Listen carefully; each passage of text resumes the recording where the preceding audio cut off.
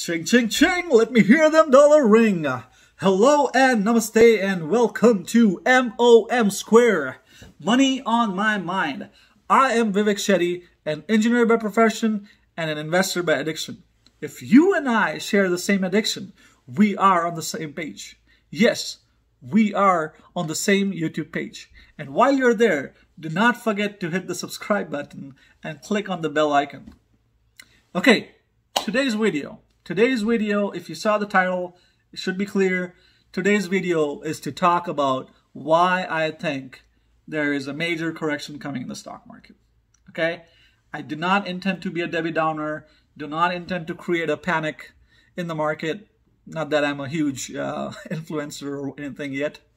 I will get there. We'll get there together.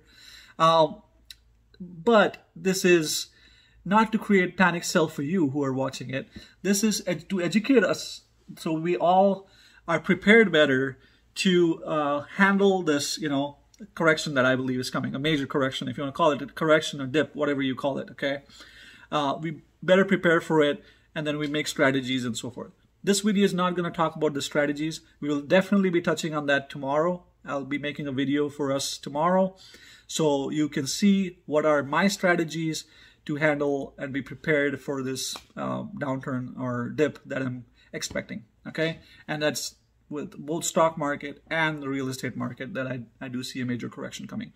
I'm not going to put a percentage value to the dip that I expect it to be, because really I could throw a number. It could be 30%, 40%, 50%, all the place. But I do believe it's going to be significant enough where it should force us to reevaluate our strategies, okay?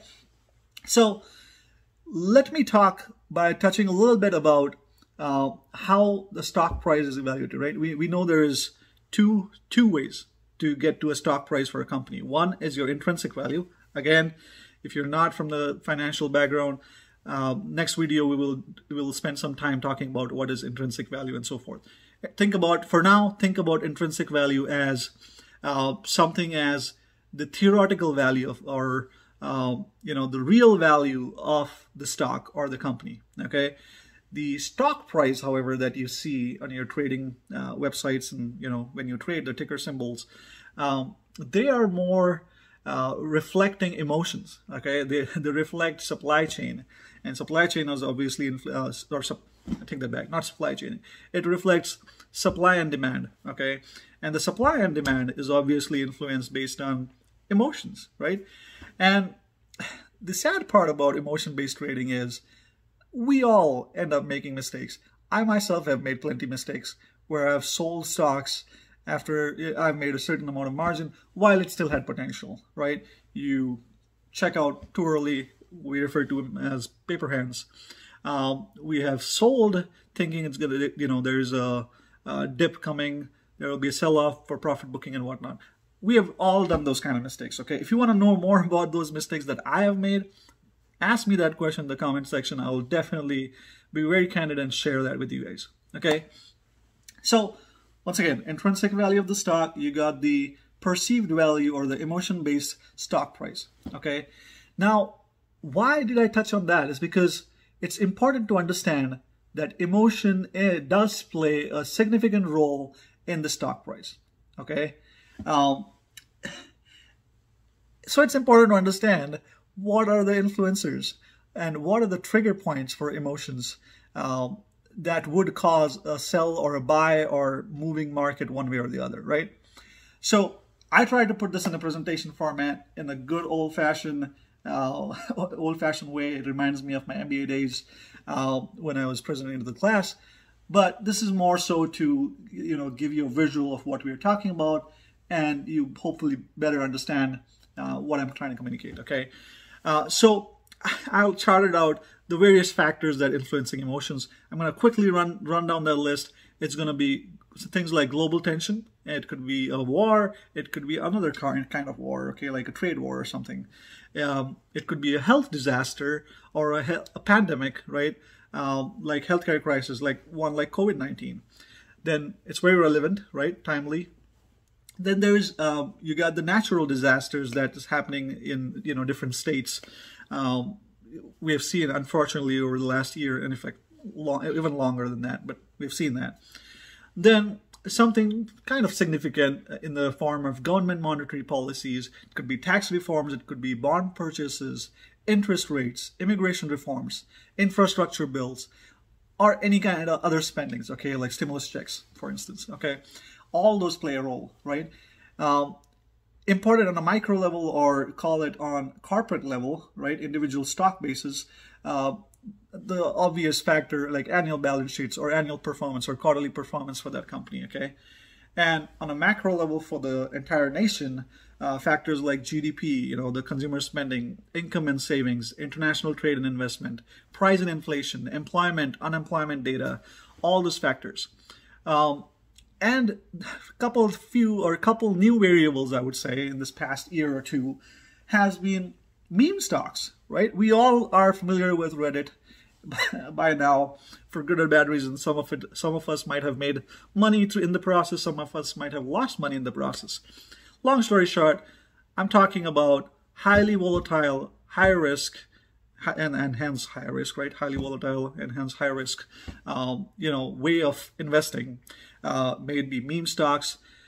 One could argue, I know I'm going to get a lot of hate for this video in general, but cryptocurrencies can be thought about as highly volatile, high risk stock. Those are playing a major role, and that's very obvious, and it's showing that whole emotion-based trading, perceived value, and then following the rally, and so forth, and then sell off and all that good stuff, okay? All that sell off is usually bad stuff, but so those are the variable factors, okay? Now I want to touch base on each of those factors and really paint the picture saying, how are we looking at current state on each of those factors, okay? Let's start with the global tension, okay? The global tension, we all know about the tariff war that started last year with China, okay? And I hope by now a lot of people have seen the aftermath of what that tariff war has done to us, okay? And it's not ended. It's still, the tariffs are still in place. I am an engineer. I've mentioned this. I'm a mechanical engineer. I see it in my day-to-day activities.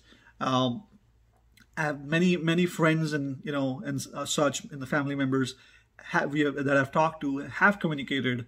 In fact, I also flip homes, so the people I've talked to, that did a lot of my jobs for me, including materials and everything, it's impacted. It's the tariffs have impacted the price, in short. Okay, and then the new factor where I read an article or news where China is talking about reevaluating their supply chain because they're adjusting basically their supply chain, and that's going to hurt us a lot, in my opinion. Okay, we have over years become dependent on low-cost countries, right? China, India, you name it, and the tensions we are in right now with China, it's starting to reflect in supply chain. I am not going to get political here, but I'm going to say I do see things like semiconductors, right?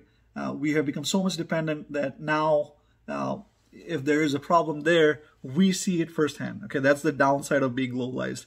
There's multiple advantages of being a globalized organization or open to globalization in general, but right now we are seeing the negatives. Okay, let's face it. Okay, then the next factor, the health disaster. So that's a big cross, right? The global tension is we have too many negative. There's no good news there, in my opinion, right now. What's the good thing happening right now globally, that economically speaking, financially speaking, right?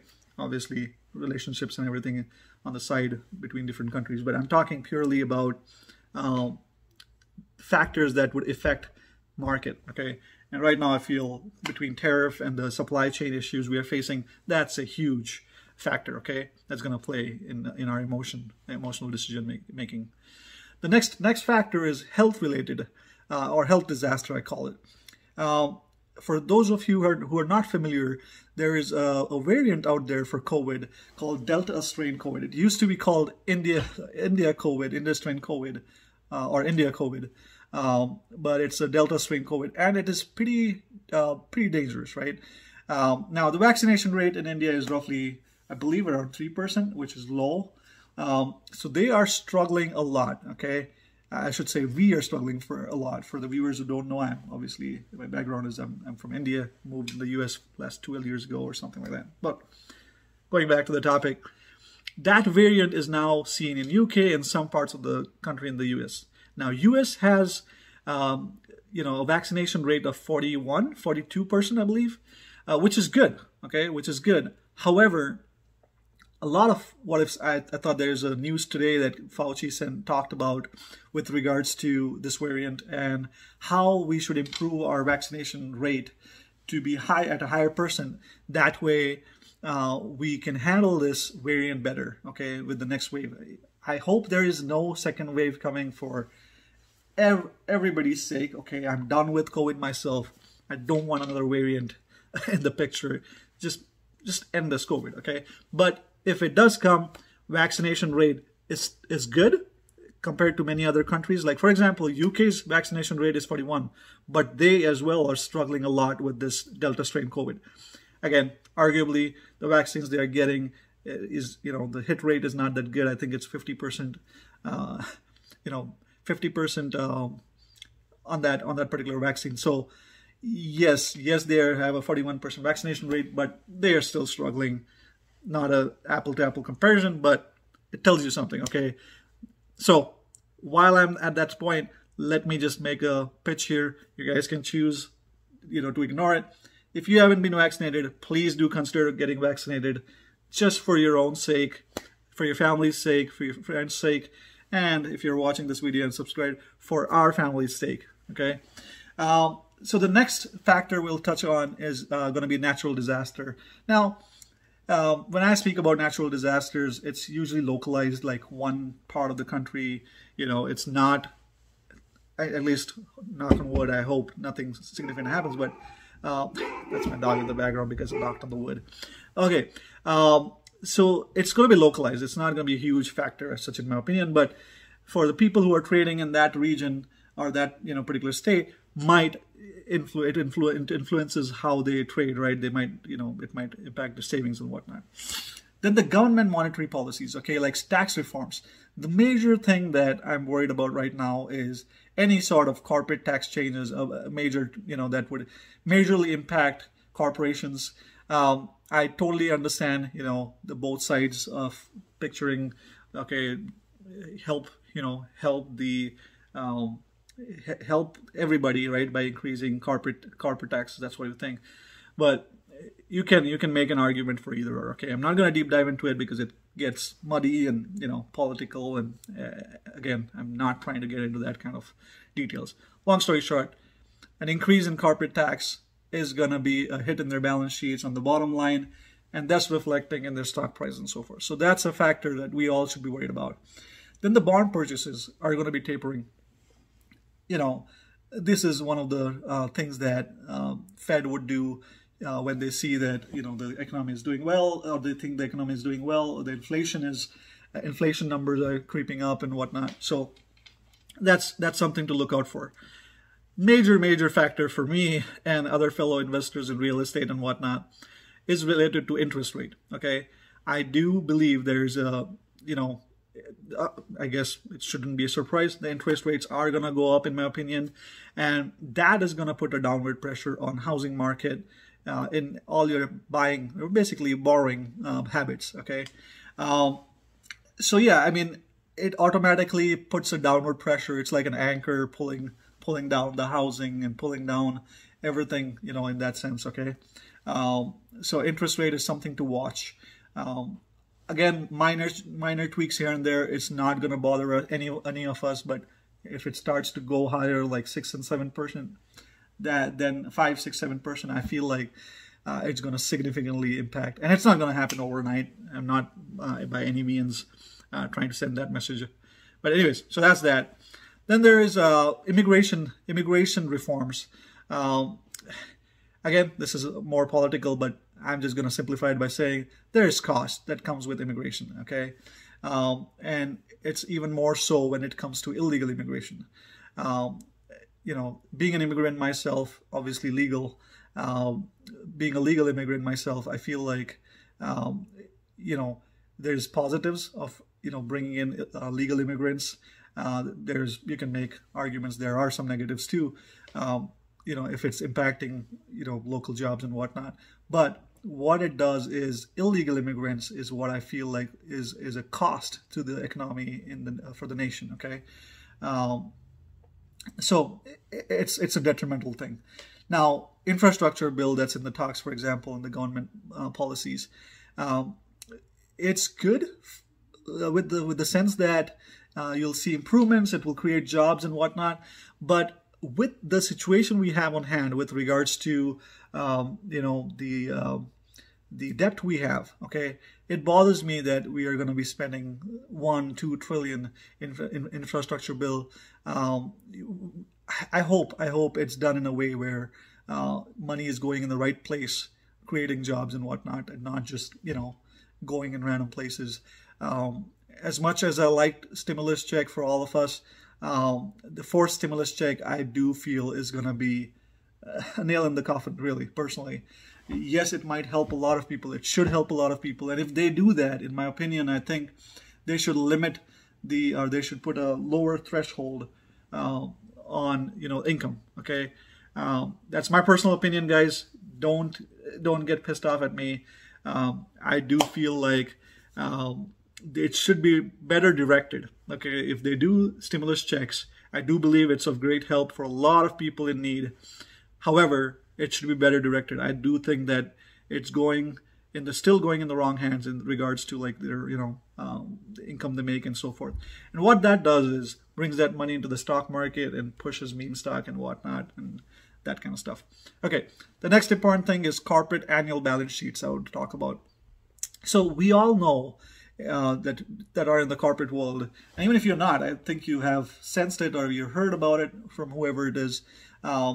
We had a huge decrease, a drop in demand. Okay, everybody had a huge drop in demand for everything, right? Because when COVID happened last year, nobody wanted to buy many things, right? So the demand went down, which directly correlates to increased overhead costs. So if you have all this capacity that you bought over years to provide or to produce a certain amount of goods, and then the demand drops, now you're making less amount of goods, so that overhead cost distributes on the less volume, so your cost goes up. Okay, that's a bad thing, right? I mean, as your cost goes up, you didn't jack up your prices right away, so they're taking a hit on the bottom line. The labor rates went up with the whole stimulus check and I would say even unemployment benefit that they gave, right? I do think that it's the right thing to do to help the people who are unemployed. However, if you help them in a way where it's impacting their motivation to come back to work, I'm not targeting everybody. There are categories, or there are people that fall in both buckets. But when it comes to having an unemployment benefit that's higher than what you would make in your minimum wage, why would people go back to work? And a lot of the industry faces that challenge today. It should not be a surprise for a lot of us, which has resulted in higher labor rates.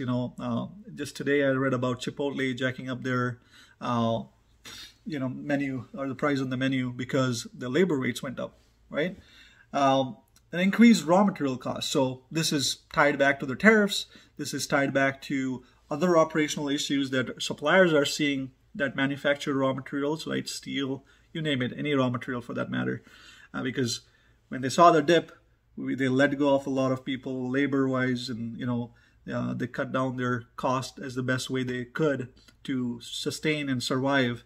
And then the demand is coming up at a faster pace than what they planned for, and they're scrambling to get things done.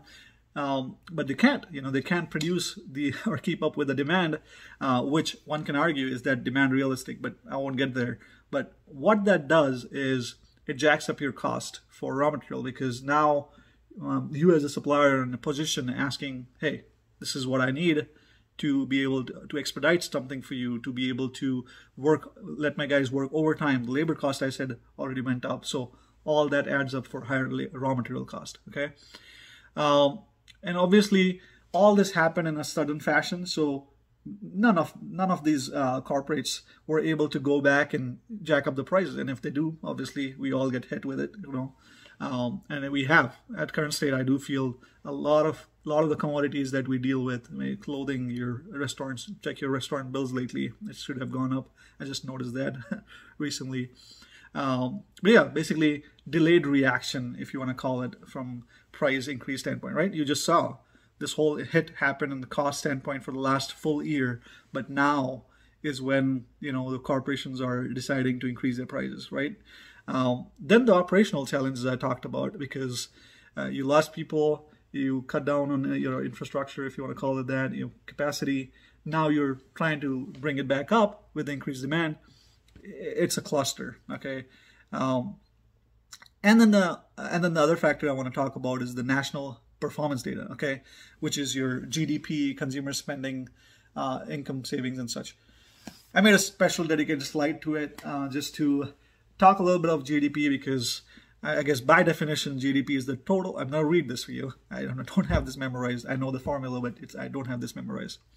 Your GDP is the total of consumer spending, how much you spend, the business investment plus government spending plus the net export. Net export means your exports minus imports. Okay, I have the formula on the screen for you, but that's what GDP means. Now, GDP growth of your gross domestic product. The percentage growth you see is on quarterly basis, and you compare it to the prior quarter and so forth. Okay, I'm guessing we have all read by now that the real GDP is looking better. It's growing. We're doing better in that sense. It's a good scale to say how our nation is doing, how the U.S. is doing.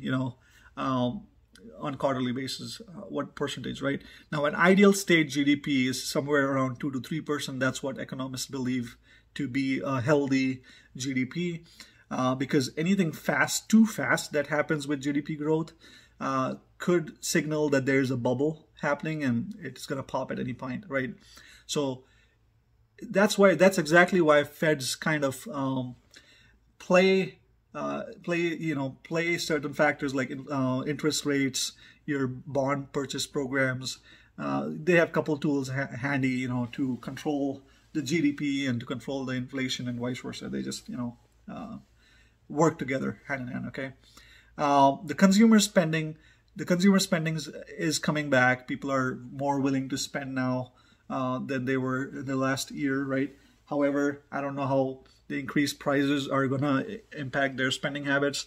Like, for instance, if I was spending $2,000 until last year, if my spending because of price increases and inflation is now $2,300 a month, I have to reevaluate where I'm spending. So we have to be careful about that. People are all hyped about the economy opening, or the lockdowns lifted, so should help the travel industry. I get it, but when things are expensive, people are less prone to spend money immediately. Okay, so it's not going to be an immediate switch. Oh, let me travel. Yes, some of that spontaneous, getting out of the house. Okay, let me go travel. It does happen and is happening, but with the prices going up for everything around you, I do feel like spending habits is going to see a little downward pressure. Okay, income and savings.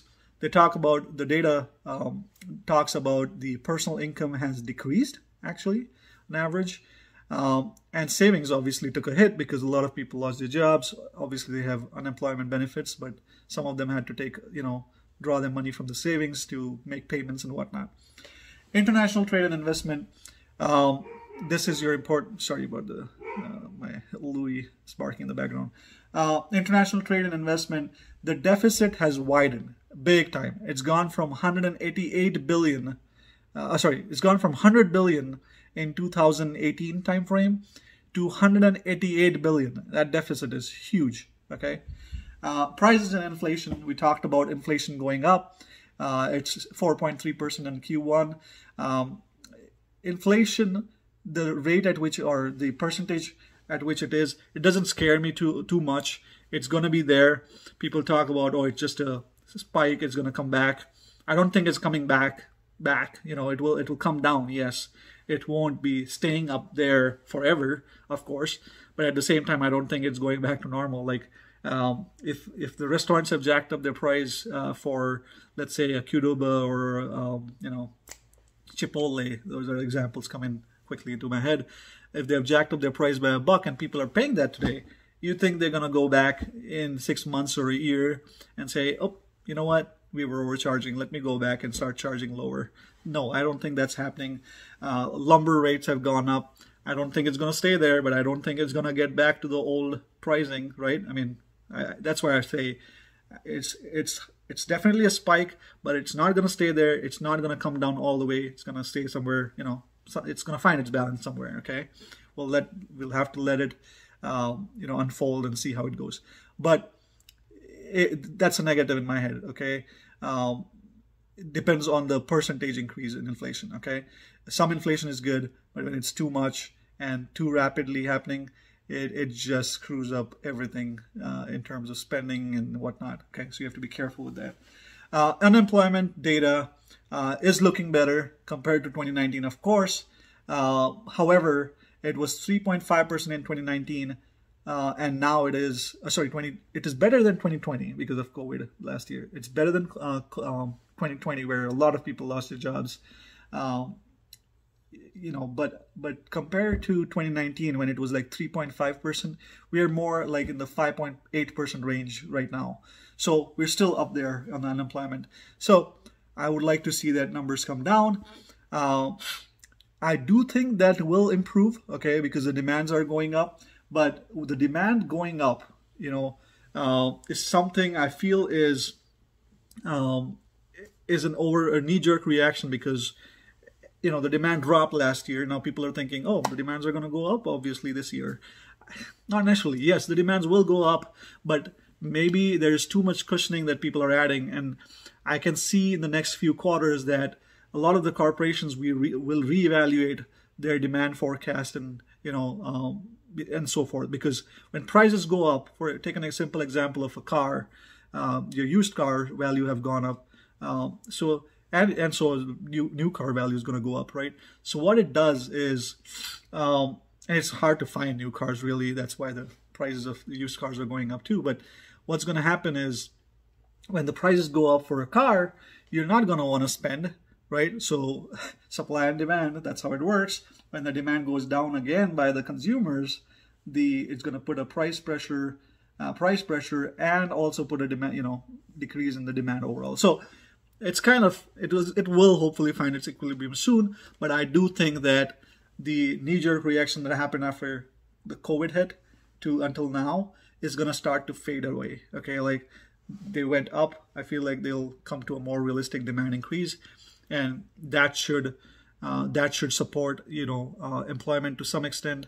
But I do feel that 5.8, for it to taper down back to the 3.5 level, it's going to take some time. So hopefully that gave you a picture of all the factors that I think that you saw. There's too many negative in the pipeline than the positives. The only positive factor I think that could send the stock market up, you know, a couple percent, maybe 5-10%, I don't know, would be another stimulus check. If there is any crazy stimulus check like $2,000 for 12 months or something like that happens, the market will go up. It's a known fact, because people are there's data showing that a lot of people are taking that money and putting in investments and savings and whatnot. Now that's the factor, but another round of stimulus check in my head is pretty much like buying more time before the major correction is coming. The major correction, in my opinion, will happen. There's too many indicators we talked about. Hopefully it painted the picture for you. Again, wow, we are almost 28 minutes in. So hopefully that was a good information. I know a lot of information shared there. Hopefully it was dissected in a way that you were able to relate to it, and having it on the screen should help you paint the complete picture and hedge your risk accordingly, okay? If you liked the video, do not forget to hit subscribe, and do hit the like button. If there's any feedback for me, leave it in the comment section. One of the feedback was, you talk too fast. I agree, I do talk too fast. It's an instinct. I've been working on slowing it down, but I see the time, you know, on the video keep going, and then I talk faster. Anyways, thanks again for watching. Hit the subscribe button and wait for the video tomorrow, where we're going to talk about how I plan on doing my investments to, you know, protect myself against this major correction that I think is coming. Okay? Until then, adios.